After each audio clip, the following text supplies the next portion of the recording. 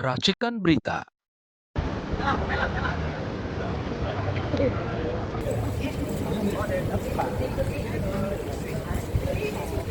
Topengnya sudah ada, tinggal monyetnya.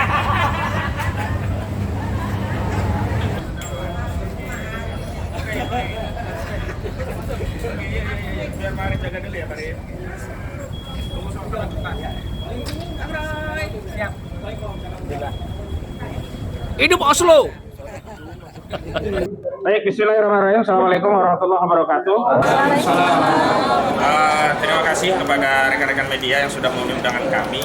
Yang pertama yang kami ingin sampaikan bahwa kehadiran kami di sini sebenarnya merespon apa yang sudah dilakukan oleh Saudara Joko Widodo dan sejumlah pendukungnya. Pertama pada tanggal 26 September yang lalu, melalui DPP Partai Solidaritas Indonesia atau PSI, Ketua DPP-nya Ahmad Ali meminta kepada Presiden Republik Indonesia untuk terlibat dalam kemelut kasus ijazah palsu Saudara Joko Widodo, termasuk kasus ijazah SMA Saudara Gibran Rakabuming.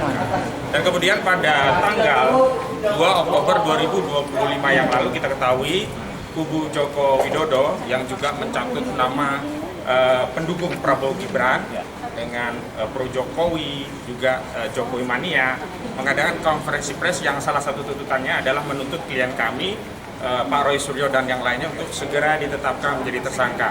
Dan terakhir kita tahu bahwa Saudara Joko Widodo berkunjung kepada Presiden Republik Indonesia pada 2 Oktober yang lalu, meskipun tidak dibocorkan atau disampaikan kepada media apa yang menjadi agendanya.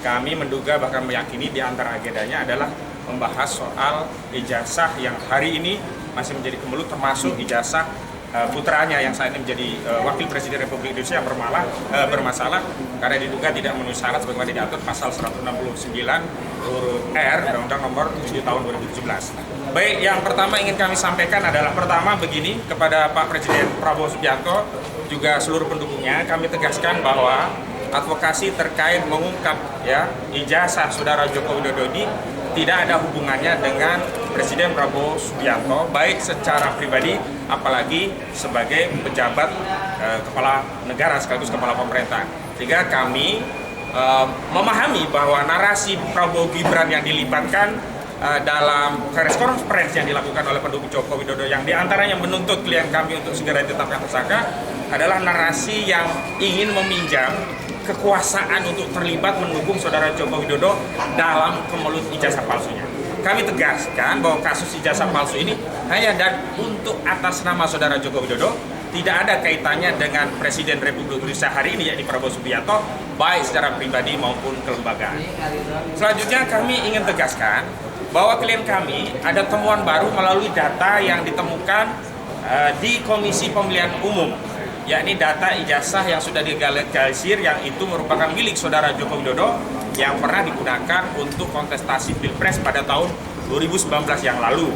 Nah, data ini mengkonfirmasi bahwa objek penelitian klien kami, baik yang menggunakan ahli digital forensik yakni Saudara Roy Rismond Sianipar, Dr. Rismond Sianipar, juga menggunakan pendekatan telematika dengan error level analisisnya Bapak Roy Suryo itu mengkonfirmasi bahwa objeknya sama, dan karena objeknya sama maka kesimpulan yang sudah disampaikan kepada publik yakni 99% ijazah itu palsu atau dengan nomenklatur yang lain Dr. Rismond Sianipar menyebut ini 11.000 triliun persen palsu, makin kuat karena selama ini kan yang menjadi soal adalah Saudara Joko Widodo tidak pernah mau menunjukkan ijazahnya. Saudara Joko Widodo tidak mau objeknya, yakni ijazah itu diteliti, sehingga seolah-olah kami tadinya menduga ijazah yang digunakan untuk Pilpres itu ijazah yang lain. Maksudnya adalah ijazah yang tidak ada gambar kacamatanya. Tapi dengan penemuan dari Bonatua Silalai bersama Pak Roy Suryo itu mengkonfirmasi bahwa objek yang diteliti itu sama. Walaupun kami tidak menggunakan istilah identik lah. Biar identik itu kewenangan dari Bareskrim, tapi objeknya sama. Sehingga kalau objeknya sama, kesimpulannya juga sama, maka ijazah ini jelas palsu, baik dengan pendekatan 99% dengan ELA maupun 11.000 triliun dengan analisis digital forensik. Yang kedua, kalau ijazah ini ternyata nantinya palsu, maka tuntutan kepada Polda itu bukan menaikkan status Pak Roy Suryo dan kawan-kawan menjadi tersangka. Justru konstruksi hukumnya, tuduhan pencemaran nama baik 310 KUHP dan juga tuduhan fitnah 311 KUHP yang dianggap ya itu terjadi karena objek ijazahnya itu disebut palsu, itu gugur atau harus dihentikan atau bahasa hukumnya di SP3. Jadi penyidik Polda semestinya justru wajib menerbitkan SP3, surat pemberitahuan pemberhentian penyidikan begitu. Sehingga apa, kasus ijazah palsu yang dilaporkan sebagai pencemaran oleh saudara Joko Widodo itu dihentikan di Polda. Dan hari ini justru kami datang ke Barreskrim, tadi juga sudah ada surat yang diserahkan oleh Jurasum dalam rangka untuk apa? Ini adalah temuan yang harusnya membuka kembali kasus dugaan ijazah palsu 263 KUHP yang sebelumnya sudah dilaporkan namun dihentikan melalui proses penyelidikan. Tapi yang paling penting adalah nomenklatur penghentian penyelidikan itu bukan nomenklatur yang menjadi kewenangan penyidik, karena penyidik sebenarnya tidak punya kewenangan untuk menghentikan dalam bentuk surat keputusan seperti SP3. Karena penyelidikan itu kapanpun ketika ada bukti yang bisa ditelaah lebih lanjut yang bisa dibuka kembali. Karena itulah kami tadi juga melalui Irwasum, melalui Pak Rizal Fadila sudah mengirim surat dan nanti suratnya akan ditelaah lebih lanjut. Selanjutnya kami juga ingin menegaskan, semestinya kalau memang negara ini, bangsa kita dididik secara intelektual, semestinya narasi intelektual yang disampaikan oleh Dr. Rismond, Dr. Suryo dan kawan-kawan ini dijawab secara intelektual, bukan dengan ya statement yang bernada peyoratif. Misalnya kami menggunakan nomenklatur RRT, Roy Suryo, Rismond, dan Fauzia Tiasuma, tiba-tiba disebut teroris. Benar-benar tidak bermoral begitu loh. Memang benar kalau mereka merasa diteror dengan kasus ijazah palsu ini, sederhana dijawab dengan meminta kepada Presiden Joko Widodo, Presiden ke-7 Republik Indonesia, untuk menunjukkan ijazah. Sebenarnya yang membuat teror, yang memecah belah adalah keengganan saudara Joko Widodo untuk menunjukkan ijazahnya. Mulanya kami tidak tahu motifnya apa, kenapa tidak segera ditunjukkan, padahal itu sederhana. Tetapi setelah ada temuan di KPU, ternyata objeknya sama yang sebelumnya. Ya, Sandi dari PSI itu mengatakan itu bukan diperoleh dari Presiden Joko Widodo yang Presiden ke-7 ini. Kami anggap tadinya ada produk lain. Tapi kalau ternyata produknya sama, wajar kemudian saudara Joko Widodo enggan atau tidak mau menunjukkan ijazah yang sudah dikualifikasi palsu melalui penelitian. Dan saya juga ingin tegaskan demikian. Intervensi daripada masyarakat kepada institusi kepolisian itulah yang menjadi masalah di negeri ini. Karena itu tidak layak orang-orang yang mengaku pendukung Jokowi ini mengintervensi Polda untuk meminta-minta klien kami untuk dinaikkan tersangka. Justru sebaliknya hari ini Polda semestinya menghentikan penyidikan di Polda dan Barreskrim justru harus membuka kembali penyelidikan dugaan ijazah palsu melalui pasal 263 KUHP. Kenapa demikian? Karena mereka yang konferensi pers pada tanggal 2 Oktober yang lalu itu tidak punya legal standing. Statement tentang minta untuk naik status tersangka pada kasus pencemaran setidak-tidaknya baru bernilai kalau itu disampaikan langsung saudara Joko Widodo karena dia selaku pelapornya yang merasa dicemarkan, direndahkan serendah-rendahnya, dihinakan seindah-indahnya, bukan gerombolan mereka yang kemarin kompres begitu, atau setidaknya kuasa hukum. Dan kami ya komunikasi baik dengan kuasa hukum saudara Joko Widodo relatif elegan, tidak mengambil porsi yang bukan porsinya. Ini siapa mereka-mereka ini? Tapi karena mereka sudah berstatement di depan publik, bahkan terakhir mau demo dengan pakai bikini, nah kami perlu ya merespon itu agar tidak dianggap kalau kami diam dianggap pembenaran atau persetujuan terhadap konferensi pers mereka.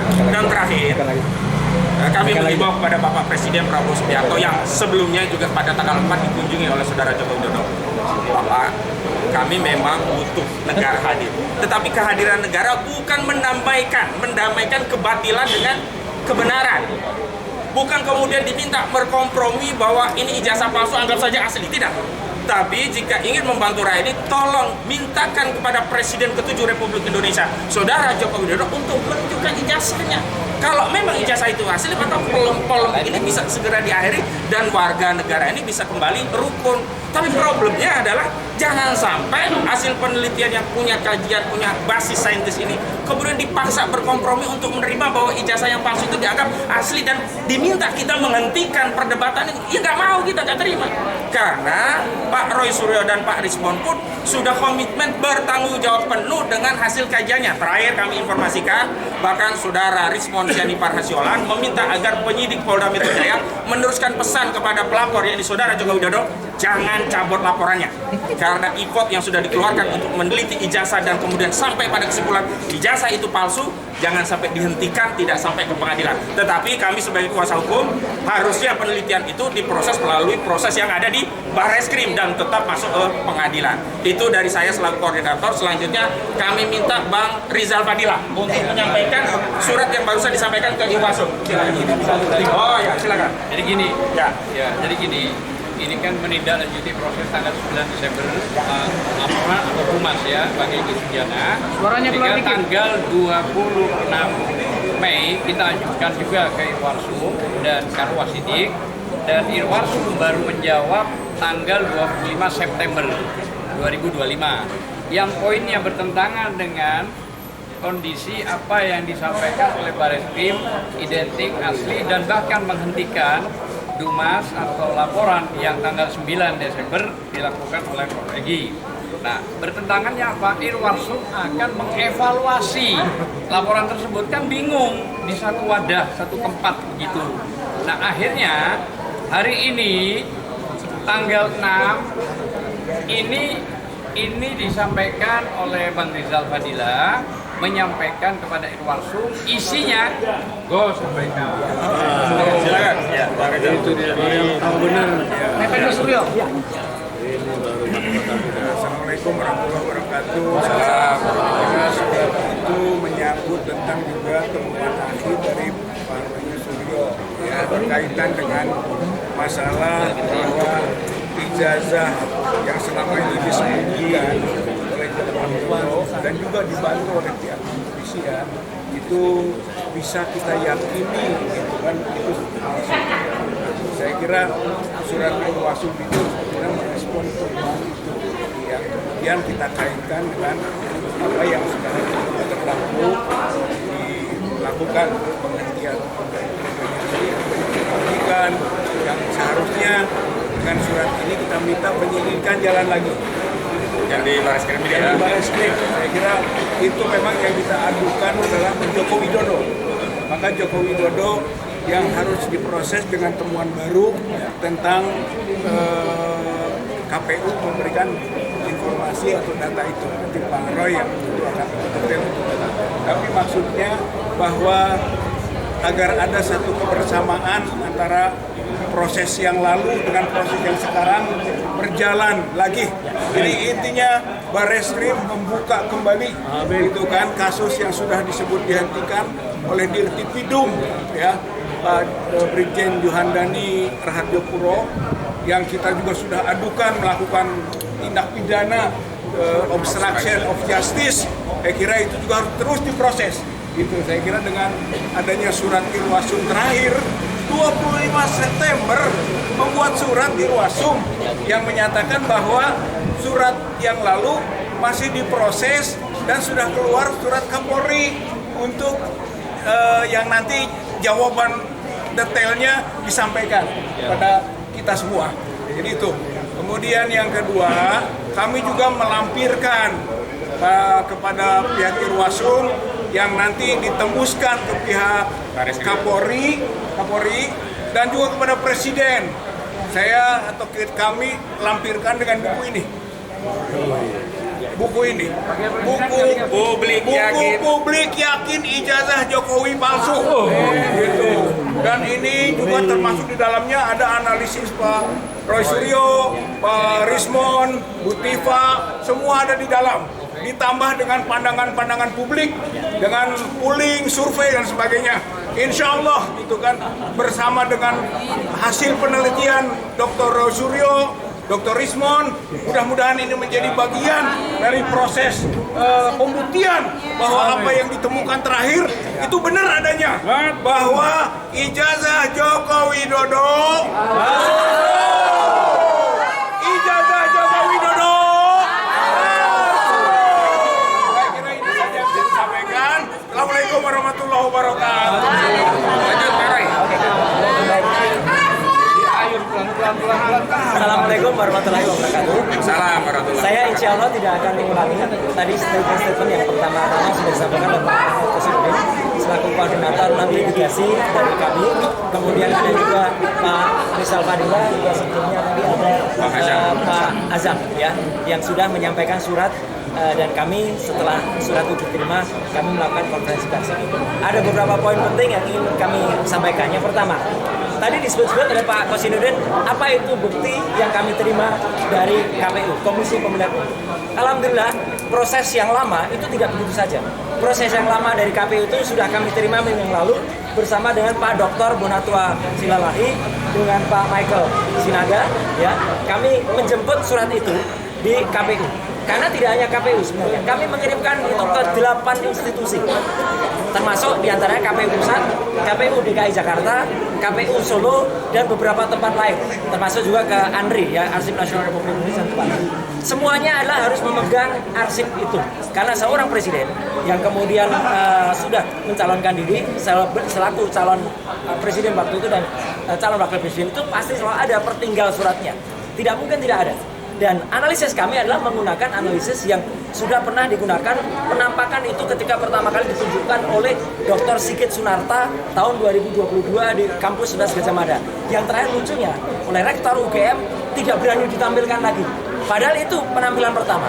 Penampilan kedua adalah ketika seorang kader partai, ya, partai gajah itu ya, partai yang nggak punya ijazah itu, ya, itu menampilkannya di akun Twitter, di akun X pada tanggal 1 April 2025. Hanya justru dialah justru sebenarnya meskipun yang ditampilkan itu adalah asli, tapi dia harus kenakan sebenarnya pasal 32 atau 35 Undang-Undang ITE karena dia membuat tidak tepatnya gambar itu dibuat miring. Tidak miring, apa dibuat miring itu berarti dia melakukan rekayasa. Apapun itu, gambar-gambar itu adalah similar. Ya, similar itu mirip. Akhirnya yang mirip itu kemudian kami cross-check dengan penampilan dari Bareskrim. Jadi kami gunakan sebagai bukti sahih adalah yang ditampilkan Bareskrim, meskipun itu hanya berupa fotokopi dan terlipat.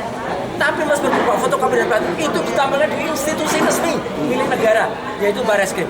Itu kemudian kita analisis, kita perbandingkan dengan tampilannya, dan kita analisis dengan temuan ketika kami ke KPU menerima langsung itu dari KPU, dan itu sudah saya periksa juga sebelum saya berangkat kemarin ke Solo dan ke Malang, ya, itu adalah identik. Artinya apa? Hasil penelitian kami dalam buku tebal 700 halaman Jokowi Sniper yang mengatakan 99% ijazah itu palsu, berarti kesimpulannya apa yang dikumpulkan oleh Jokowi di KPU dan insya Allah di tempat lain adalah palsu juga. Jadi itu yang paling penting, 99,9% ijazahnya adalah palsu. Dengan demikian, maka kami sangat menghormati, mengapresiasi apa yang disampaikan oleh mantan Kabar Eskrim, ya, Pak Susno Dwaji dalam acara di salah satu TV bersama dengan Pak Herman, Pak Herman yang mengatakan kasus di Polda Metro Jaya harus dihentikan karena tidak sesuai dengan apa yang karena ijazahnya tidak terbukti asli. Kalau ijazahnya palsu, berarti apa? Berarti pasal pencemaran nama baik, apalagi penghinaan, fitnah itu juga tidak ada. Justru kasus yang ada di Bareskrim ini harus dibuka kembali. Maka surat itulah tadi. Jadi nyambung ya kronologinya. Surat itu tadi yang dibuka. Dan ini saya tambahkan sedikit ya. Alhamdulillah saya barusan saja hari Jumat yang lalu dari kota Solo. Solo itu kota tempat, dan di Solo itu kami berada di Kertopuran, daerah tempat, dan kami berada di gedung umat Islam, ya, itu gedung yang sangat bersejarah, perkembangan umat Islam dekat Keraton Surakarta di Ningrat, ya, di kawasan Baluarti. Kami mengadakan bedah buku, diikuti oleh ratusan orang, ada sekitar hampir 300 orang, dan sukses. Dan di kota Solo yang kami tadinya khawatir, wah jangan-jangan kami mendapat penolakan, tidak sama sekali.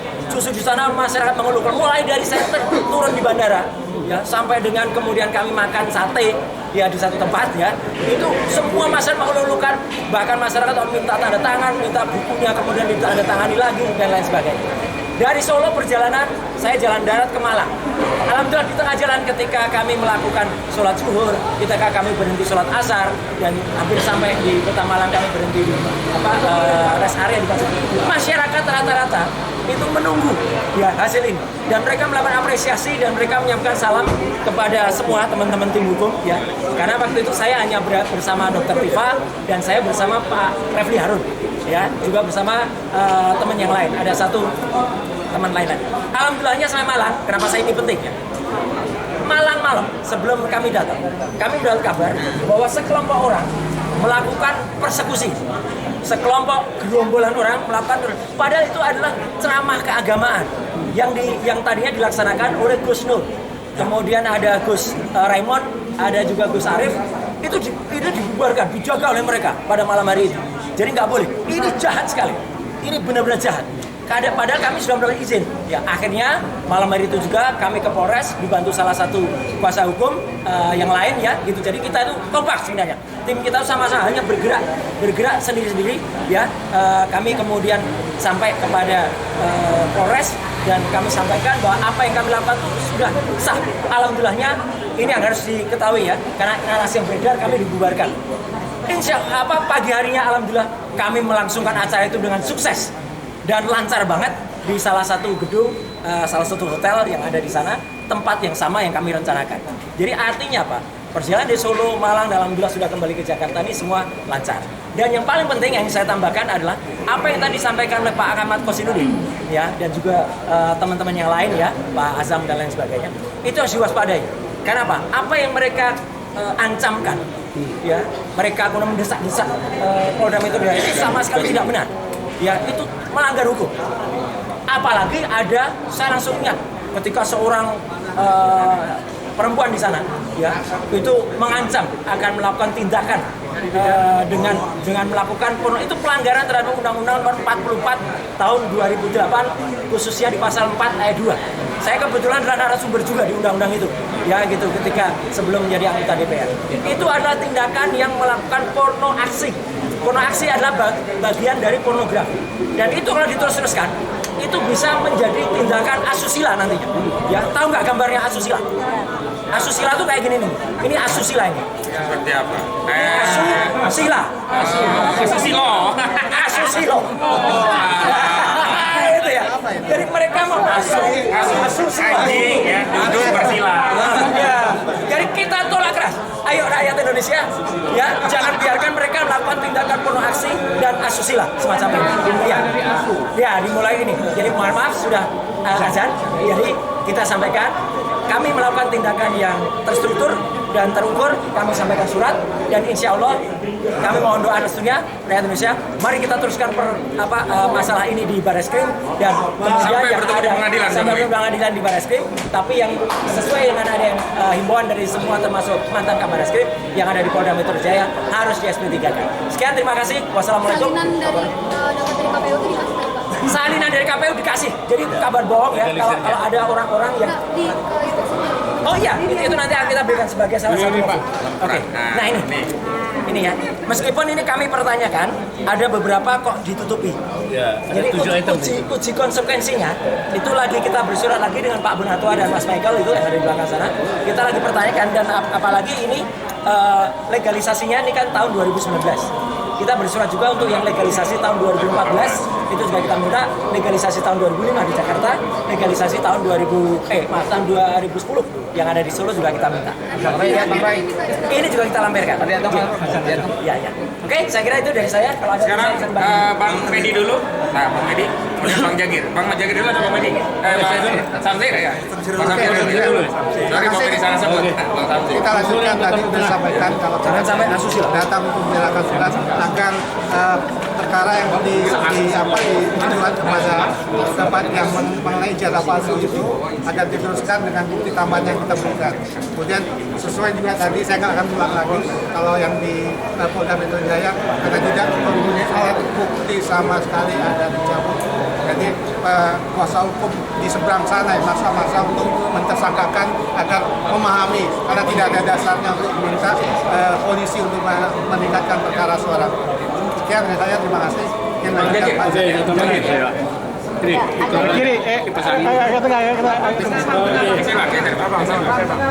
Pak Roy geser sebelah sana ya Pak Roy. Oh iya, siap. Oke, rekan-rekanku, tadi rekan-rekanku yang lain sudah menyampaikan hal-hal yang penting, bahkan sangat penting. Kita hari ini ada di Barreskrim, seperti dijelaskan oleh rekan Koji dan Pak Riza Padilla tadi, udah jelas tujuan kita sini apa. Hanya saya mau menambahkan, untuk yang di Polda Metro Jaya, itu ada pihak-pihak, saya sebutkan termul itu, mengadakan podcast atau konversi itu mengatakan bahwa cenderung mereka melangkahi hukum, saya katakan, melangkahi hukum. Tidak ada seorang advokat mengatakan si A harus ditangkap, si B harus ditahan, si C harus begini. Itu advokat yang ngawur namanya. Undang-undang advokat mengatakan kita tidak mendampingi klien kita harus mengikuti koridor.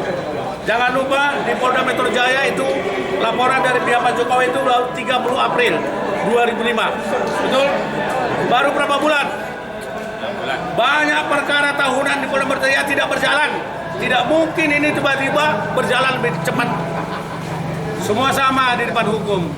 Oleh sebab itu rekan-rekan dari sana, baik yang namanya termul atau siapapun itu, jangan mendahului hukum yang berlaku ya. Hormati sesama hukum. Apalagi Anda, saya ketahui tidak punya legal standing. Ini info A1.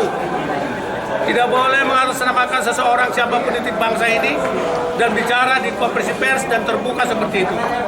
Advokat kita dilindungi oleh undang-undang advokat, officium nebile, profesi kita hormat. Oke, sebab itu sekali lagi saya tekankan, siapapun yang mengadakan konferensi pers tentang hal Polda Metro Jaya harus berkaca kepada undang-undang. Laporan itu baru masuk tanggal 30 April 2005. Sekarang baru berapa bulan? Perkara saya ada 5 di Polda Metro Jaya, 2 tahun nggak mandek. Ini sekaligus juga sesuai dengan misi Pak Roy Suryo dan Rismon dan Tipa. Polri ini memang perlu dievaluasi sekaligus. Ini kita ada di Barreskrim ini sekaligus informasi penanganan perkara-perkara yang ada di kepolisian. Jadi program kita ini program berkesinambungan, bukan hanya untuk TPBU, TPWA, bukan di Polda, tapi semua kinerja Polri sekaligus kita amanahkan di sini. Ada Mas Roy soalnya di belakang saya juga, hanya Bang Rismon ada, nggak tahu di mana di kampungnya barangkali. Tapi mendengarin. Apa ini pesan untuk Pak Mahfud MD, Ketua Reformasi? Ya sekaligus Ketua Reformasi Pak Mahfud MD dengarkan. Katanya Polri, kepolisian mau direformasi, monggo, kita senang sekali. Jadi tidak ada perkara yang 2 tahun mandek di Kamlek juga. Gitu. Saya kira begitu dari saya ya, penegasannya aja saya. Penegasan saya hari ini, mungkin ada yang mau tambahkan. Monggo. Oh, teringat ya? Ada yang lupa, sedikit aja. Maaf ya, sedikit aja. Jadi ada 2 istilah yang penting yang juga ini silahkan dicatat hari ini. Jadi kemarin kita mengapresiasi juga ya sebuah kejadian, tapi sebenarnya kita pertanyakan itu tujuannya apa? Karena ada gerakan namanya MBG. MBG sudah dilakukan oleh Abu Bakar Basir. MBG itu menasehati bapaknya Gibran. MBG itu menasehati bapaknya Gibran. Ya itu dia dinasehati dan harus bertobat. Yang kedua adalah kita menolak keras apa yang tadi mau diancamkan asusila ini ya oleh kelompok ODGJ. ODGJ, orang dekat Gibran Jokowi. Ya, jadi kita tolak keras itu. Ya, ODGJ dan MBG. Silakan. Terakhir mungkin dari saya. Yang pertama, saya ingin menyatakan bahwa apa yang disampaikan oleh pendukungnya Pak Jokowi itu sesungguhnya melanggar hukum. Kenapa? Karena hukum kita itu tidak bisa diintervensi.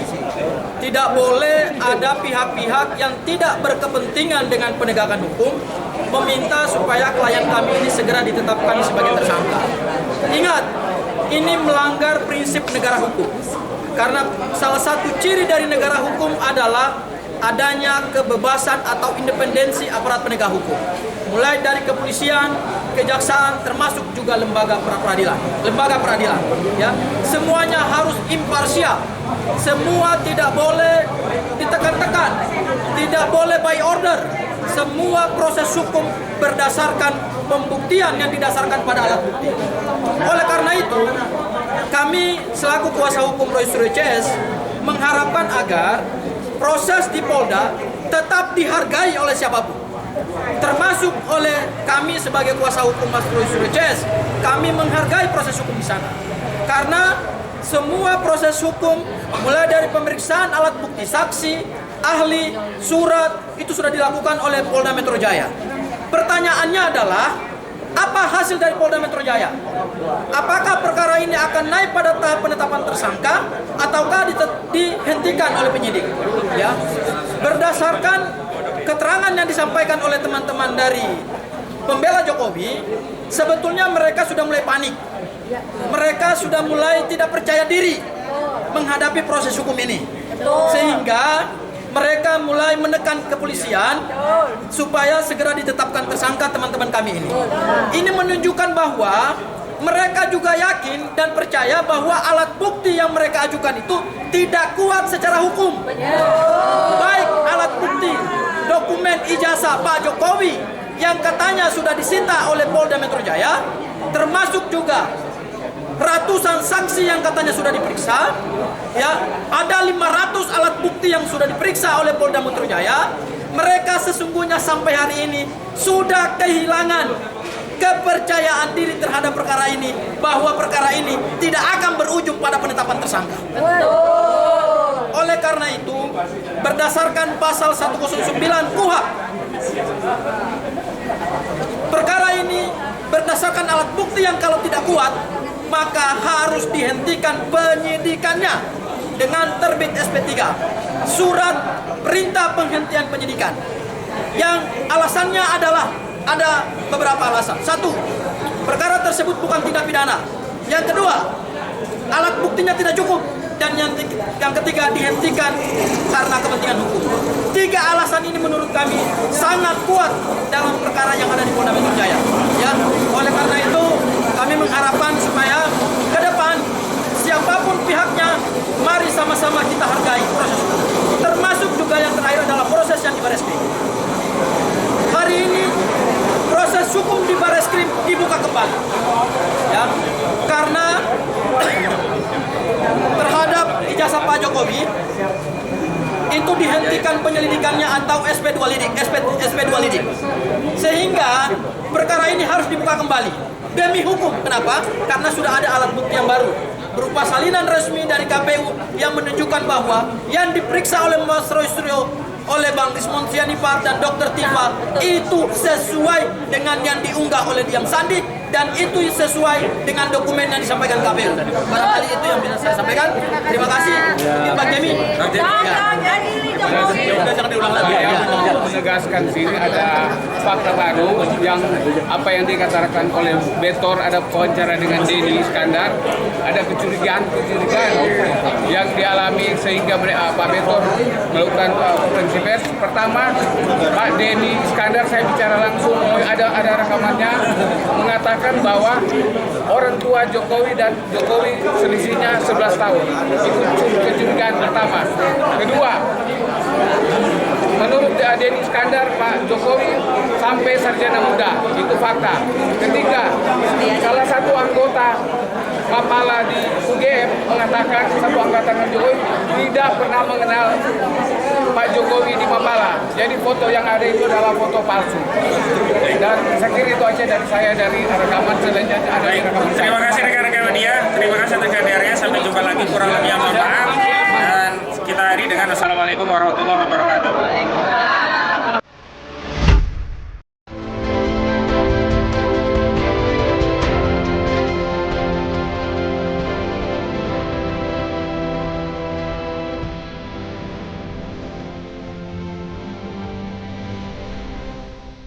Racikan Berita